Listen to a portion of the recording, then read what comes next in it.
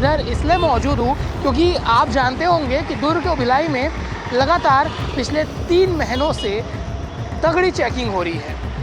भिलाई के सूर्या मॉल जाके जुनवानी चौक, रेल चौक, दुर्ग के राजेंद्र प्रसाद चौक, डीपीएस चौक, इस प्रकार से कई चौक हैं जहां लगातार तगड़ी चेकिंग हो रही है। बिना हेलमेट वालों की शामत आई हुई है। कई लोग हेलमेट पहने हैं, कई लोग बिना हेलमेट पहने चल रहे हैं और कई लोग सिग्नल जंप कर रहे हैं। इसमें लापरवाही सिर्फ बड़ी गाड़ियों की नहीं होती, छोटी गाड़ियों की भी होती है। क्योंकि जैसे वो ट्रक खड़ा है, उसके बाजू में अगर कोई बाइक अगर खड़ा हो जाएगा तो उस ट्रक के ड्राइवर को कहीं से नहीं दिखेगा कि बाइक वाला खड़ा है, ना किसी आईने में, ना मैनुअल तरीके से।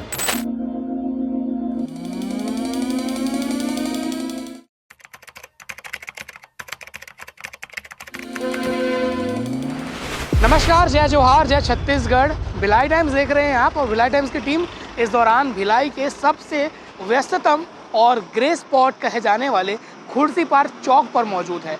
और ये वही खुर्सीपार चौक है जहां पर लगातार फ्लाईओवर की मांग हो रही थी और सिरसा गेट में भी अब दोनों जगह कलेक्टर ने अनुशंसा कर दी है, लेटर भेज दिया है, फ्लाईओवर जल्द बन सकता है।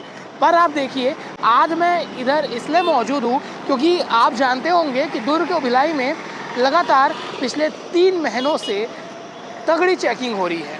7 जगहों को चिन्हांकित कर लिया गया है और वहाँ पर लगातार बिना हेलमेट वालों की चेकिंग की जा रही है। पहले आप देखिए, ये रायपुर में से जो बस जा रही है, सर्विस रोड में चल रही है। इतना बड़ा हाईवे दिया है शासन प्रशासन ने और उनको जाना सर्विस रोड पर ही है। इसके साथ ही लोगों को इतनी जल्दी होती है कि लोग बीच में खड़े हो जाते हैं। पहले डाटा पे बात कर लेते हैं। भिलाई के सूर्या मॉल जाके जुनवानी चौक, रेल चौक, दुर्ग के राजेंद्र प्रसाद चौक, डीपीएस चौक, इस प्रकार से कई चौक हैं जहां लगातार तगड़ी चेकिंग हो रही है। बिना हेलमेट वालों की शामत आई हुई है। इसका असर कहीं ना कहीं देखने को मिला है और ये अच्छा कार्य हुआ है। दुर्ग पुलिस ने ऐसा जो कार्य किया उसके कारण से मौत का आंकड़ा काफ़ी घटा है। पिछले साल 2025 में जितने मौत हुए थे इस 3-4 महीनों में, और इस साल हादसों में जितने मौत हुए हैं उसमें बहुत कमी आई है, पर हादसे ज़्यादा हुए हैं। और तो आज हम ये डाटा एनालिसिस करने आए हैं। शहर के अंदर जो चेकिंग चल रहा है उसके कारण लोग हेलमेट पहन रहे हैं, बहुत अच्छी बात है, पर ज़्यादा हादसे हाईवे में हो रहे हैं। ये डाटा कहता है खुद दुर्ग पुलिस का। तो यहाँ पर भी चेकिंग होती है कि नहीं, और यहाँ जो मौत हो रहे हैं उसको रोकने के लिए पुलिस या प्रशासन क्या कार्य कर रही है, उस पर भी एक सवाल उठता है। और हादसे जो मौत हो रहे हैं वो आउटर क्षेत्र में हो रहे हैं, चाहे वो ग्रामीण साइड के हो चाहे इस साइड के हो। डाटा कुछ जो सामने आया वो मैं आपको बता देता हूँ, जो पुलिस ने जारी किया है।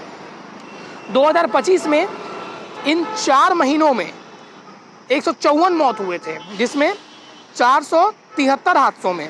और वहीं 2026 में इन 4 महीनों में 534 दुर्घटनाएं हुई हैं, 452 लोग घायल हुए हैं और 110 लोगों की जान गई है। यानी कि मौत के आंकड़े में सीधे 44 लोगों की कमी सिर्फ 4 महीने में।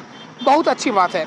अब बात की जाए कि ये हादसे कहाँ हुए हैं, तो हमारे पास एक और आंकड़ा है जिसके अनुसार 2026 के शुरुआती 3 महीनों में, यानी कि जनवरी, फरवरी, मार्च, इन तीनों महीनों में एक और डाटा है। उस डाटा के अनुसार 56% जो हादसे हुए हैं वो अदर रोड्स में हुए हैं, यानी कि अंदर के, और 22% नेशनल हाईवे में, 22% स्टेट हाईवे में। और अगर आंकड़ों की बात की जाए तो नेशनल हाईवे 53 में कुल 91 दुर्घटनाएं हुई हैं शुरू के 3 महीने में 2026 में, जिसमें 64 लोग घायल हुए हैं और 18 लोगों की जान गई है। स्टेट हाईवे में 92 लोगों का दुर्घटना हुआ है, 83 लोग घायल हुए हैं और उसी में 31 लोगों की मौत हुई है। यानी कि करीबन 50 में एक कम 3 महीनों में करीबन 50 लोगों की मौत सड़क हादसों में हुई है, जो नेशनल हाईवे और स्टेट हाईवे में हुई है। और अन्य रोड से दुर्घटनाएं की बात करें, 230 दुर्घटना में 179 घायल हुए हैं और 39 लोगों की मौत हुई है। यानी कि अधिकतर जो सड़क हादसे हैं वो नेशनल हाईवे, स्टेट हाईवे में हो रहे हैं, जिस कारण से लोगों को नेशनल हाईवे में भी सावधानी बरतने की आवश्यकता है। जैसे आप देख सकते हैं, कई लोग हेलमेट पहने हैं, कई लोग बिना हेलमेट पहने चल रहे हैं और कई लोग सिग्नल जंप कर रहे हैं। इसमें लापरवाही सिर्फ बड़ी गाड़ियों की नहीं होती, छोटी गाड़ियों की भी होती है। क्योंकि जैसे वो ट्रक खड़ा है, उसके बाजू में अगर कोई बाइक अगर खड़ा हो जाएगा तो उस ट्रक के ड्राइवर को कहीं से नहीं दिखेगा कि बाइक वाला खड़ा है, ना किसी आईने में, ना मैनुअल तरीके से, तो उसमें बाइक वाले की गलती है। पर कई बार भारी वाहनें जो होती हैं लापरवाही पूर्वक चलाती है। जैसे सिग्नल खुलता है एकदम तेज RPM करके, तो उसके कारण से आजू बाजू जो जा रहे हैं, क्योंकि रोड सकरा है, चौक छोटा है, उनके चपेट में आ जाते हैं। जैसे गाड़ियाँ जा रही है, साइड में स्कूटी वाले खड़े हैं, अगर एक पहले डाल दिए रहते तो ट्रक के चपेट में आ जाते हैं। इसलिए शहरों के अंदर जो चल रही है वो बहुत अच्छी चीज़ है कि 24 घंटे चेकिंग चल रही है। पुलिस जवानों को भी सलाम है कि गर्मी में लगे हुए हैं और लोग हेलमेट पहन रहे हैं, इसलिए मौत अंदर कम हो रहा है। पर नेशनल हाईवे में भी पुलिस को अपनी गश्त या चेकिंग बढ़ाने की आवश्यकता है। और साथ ही जो नो एंट्री में बड़ी बड़ी गाड़ियाँ घुसती है, चाहे वो अवंतीबाई चौक वाले रोड में हो या फिर मॉल रोड में हो, वहाँ भी पुलिस को ध्यान देने की आवश्यकता है। और एक खुर्सीपार चौक की बात करूँ तो आगे आप देखेंगे सर्विस रोड में कटने के लिए एक रास्ता है, तो वहाँ से समय बचाने के लिए, जबकि ट्रैफिक सिग्नल यहाँ पे हरा है, पर भाई साहब को जल्दी जाना है, चहल बस वालों को, तो वो सर्विस रोड को अपनाते हैं और तेज़ तर्रार चलाते हैं। और गाड़ी में 30 से 40 लोग 30 से 40 लोग होंगे, पर उनके जान से भी खिलवाड़ करते हैं। यानी कि रोड इनके लिए काफ़ी नहीं पड़ता।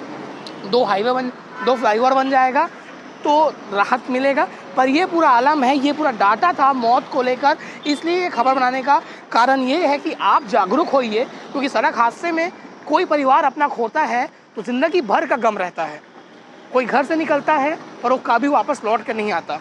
पुलिस अपना काम कर रही है, आपको भी अपना काम करना है, पर रिक्वेस्ट चाहिए पुलिस और जिला प्रशासन से कि नेशनल हाईवे पर भी ये ध्यान दिया जाए कि जो लापरवाही पूर्वक बड़ी गाड़ी चल रही है, छोटी गाड़ियाँ चल रही है, उनको भी समझाइश दी जाए, ताकि किसी के घर का चिराग, किसी का भाई, किसी का बेटी, किसी की माँ, किसी बाप की मौत ना हो और सब लोग सकुशल रहे। और गुड जॉब तुर्क पुलिस कहना चाहिए, क्योंकि मौत के आंकड़े घटे हैं, पर आपकी भी जिम्मेदारी है। डाटा को लेकर और चेकिंग को लेकर आप क्या सोचते हैं, कमेंट सेक्शन में बताइएगा। शुक्रिया।